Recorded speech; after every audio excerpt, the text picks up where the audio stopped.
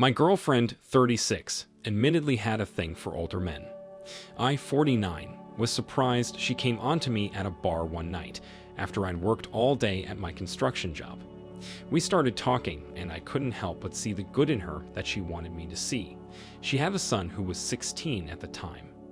His father left them suddenly when he was just 9 years old, so he had very little faith in any man to become his father figure. I felt for this boy, because I too grew up without my father. I wanted to be there for him, even before I met him. My girlfriend and I started dating, so shortly after that, I met her son, Chris. He was definitely resistant to getting to know me, but wouldn't tell me why right away. After 1 year of failed attempts at bonding, he finally told me I wasn't going to be around long enough for him to trust me. I told him I didn't intend on leaving and wanted to be someone he could look up to. I didn't tell him, but I really loved his mom already. Then he told me it wouldn't be my fault when our relationship ended. I was confused. I asked him what he meant, and he said his mom had 5 boyfriends since his dad left. I was surprised, but still not completely deterred. Maybe those men weren't suitable to be a father example. Now I realize I was just defending the woman I fell for, without knowing her all too well. I decided to talk with my girlfriend about it. She came off as defensive, reminding me that she said her son didn't trust any man. When I told her he said it wouldn't be my fault, she didn't have a response for that. A part of me could tell she was playing dumb and just blaming her ex for her son's fears, even though that might not be why. I decided to stick around, believing I could prove this negative premonition wrong. Honestly, I cared for her and her boy so much, sometimes I wonder if my heart is too big. Chris and I did manage to have several deep talks and bond with each other. I took him wherever he wanted to go and gave him honest answers I would have craved as a teenager without my father. Then, one day, everything came to a screeching halt. Chris barged into the house crying and yelling for me, followed by his confused mother. He quickly told me that what he warned me about had happened.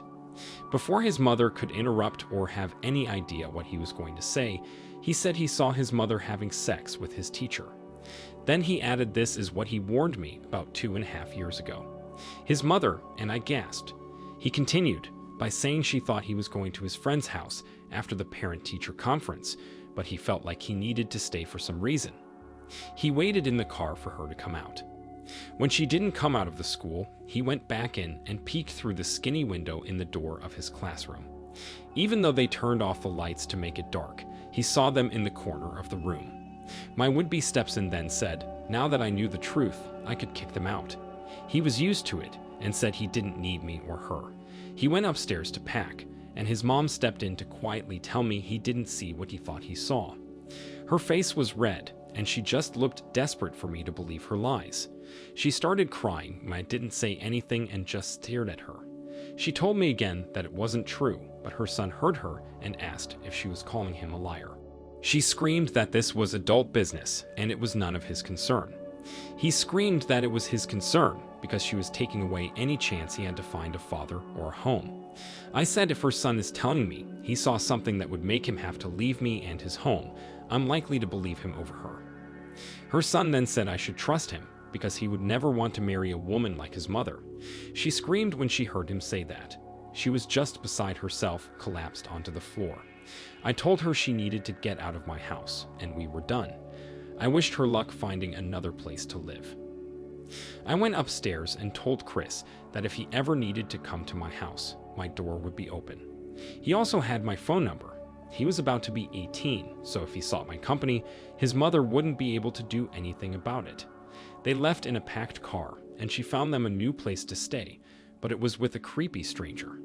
When Chris turned 18, he moved in with me.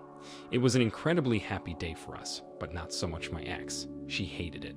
She tried to say it couldn't happen, but it most definitely could and did. I acted as his father and continue to while he lives on campus. It's a relief that neither of us depend on his mother. He still keeps in touch with her, but he's learned to keep his distance emotionally after all the instability she put him through. I guess karma hits hard, though. After Chris moved in with me, she was diagnosed with an STD that is hard to ignore or manage. She also had another baby at the age of 41. I'm pretty sure she doesn't know who the father is. Speaking of that, per Christopher's request, we submitted a complaint to the school board about the teacher that slept with his mom. Our letter was taken very seriously by them, so the teacher was fired immediately. They asked Chris if there was anything else they could do, but he was happy with that. I didn't care what his mom was up to anymore, because she wasn't much of a loss. I was glad I got to keep Chris in my life though, so maybe everything happens for a reason. OP, you might have a point there. Everything could happen for a reason. Maybe our only obligation in life is to take what we can learn from experiences. Life is a balance of caring for ourselves and others. Some people honestly don't deserve our love, because by trying to love them, we would only be sacrificing ourselves. Never allow something or someone to stay in your life if it's discouraging you. Communication allows for relationships to prosper, but if a person lies and cheats without regard to their spouse, they are communicating that they don't value them. Find someone else and never look back. This woman's actions, especially as a mother, were despicable. I am so glad you and Chris worked together to free yourselves from her. She'll never be able to maintain healthy relationships if she doesn't change. I wish you and Chris the best of luck in life. Thank you for sharing this story. Now let's get into our second story for today. At the time of this story, I was a private investigator for 20 years. I'd been divorced once and really just wanted to meet someone to love and retire with. When I met my girlfriend one random night at a bar after work, I thought I started falling for her too fast. I kept reminding myself to take it slow and make sure this is the woman I want to be with, because if heartbreak can be avoided, it should be. The problem was she was also moving too fast. She said she lived with her parents and they had a good relationship, which made me wonder why she wanted to start sleeping over for several nights in a row. She said it was because she was head over heels for me, and I felt the same about her, so it was hard to argue. While she slept over one night, she asked me if the security cameras in my home recorded all the time. I laughed and told her they haven't worked since day one. I just went to all that trouble to get them up there, that I never felt like taking them down. This was actually a lie. The cameras did work and recorded all the time, but her question made me nervous. After all, I was a private investigator, and if there was anything she tried to get past me, I was going to find out. It was probably just a month after that I gave her a key to my apartment. I told her I didn't want her there unless I was there, after work or on days off. She agreed right away and was really happy I trusted her with my key. The next day, I was at work, and the cameras caught her in my home. She looked around sheepishly, but eventually started getting food out of the fridge and watching television. She looked so happy and cute, even though I was kind of upset that she completely disregarded what I said. I decided to watch her for a while longer, without telling her I could see what she was doing. Before I knew it, we'd been together for 2 years. During that time, I'd watch her at the apartment without her knowing. She was adorable, but she did start acting funny. By now, she had moved in. After being together for just a short time on the grand scale of things, she started to get short with me. I did my best to stay on good terms, but it was becoming difficult. It was while I was having doubts that her sister randomly called me on Facebook. She was known for starting drama, so I was hesitant to answer, but I'm glad I did. She warned me that her sister might take advantage of me. I asked why, and she said it's because she can change her mind suddenly. She added that my girlfriend never lived at their parents' house as an adult, and they didn't have a good relationship. When she met me, my girlfriend was sleeping wherever she could, mostly her car or a friend's house. This was a little unsettling, but even with her acting funny, I reminded myself that her sister could just be starting drama, so I did not need to break up with my girlfriend. I thought we could work through this, or whatever happened in her past. I knew she didn't want to break up, because otherwise she would have just left me, right? Wrong. Instead of breaking up and losing her place to live, she found it easier to go behind my back. At work, I got a notification for the camera. I actually didn't mean to click on the notification, but my giant thumb did. The app opened as I tried to close it, but then I saw my girlfriend bringing another man into the apartment. I couldn't believe what I was seeing, but I still left for home right away. I walked in on them trying to hide.